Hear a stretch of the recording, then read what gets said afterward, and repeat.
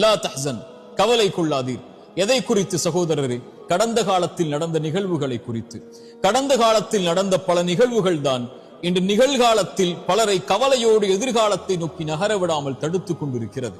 கடந்த காலத்தில் நம்முடைய வாழ்க்கையில் எதுவும் நடந்திருக்கலாம். எத்தனையோ பாவங்களை நாம் செய்திருக்கலாம். எத்தனையோ உறவுகள் மரணத்தால் பிரிந்திருக்கலாம். எத்தனையோ உறவுகள் நாம் விரும்பி கைகூடாமல் இருக்கலாம். நோயால், செல்வ இழப்புகளால் நாம் சோதிக்கப்பட்டிருக்கலாம். இன்னும் எத்தனையோ சோதனைகளில் இருளால் நம்முடைய கடந்த காலம் முழுக்க சோதிக்கப்பட்டிருக்கலாம். ஆனால் ஒன்றை மனதில் பதிய வைத்துக் கொள்ளுங்கள், கடந்த காலத்தில் நடந்த எந்த நிகழ்வும் எதிர்காலத்தில் நடக்க இருப்பவற்றை பாதித்து விடாது. மீண்டும் சொல்கிறேன், இறைவன் எதிர்காலத்தில் வைத்திருக்கின்ற பொக்கிஷங்களை பெறுவதற்கு கடந்த காலத்தில் நடந்த எதுவும் தடையாக அமைந்து விடாது.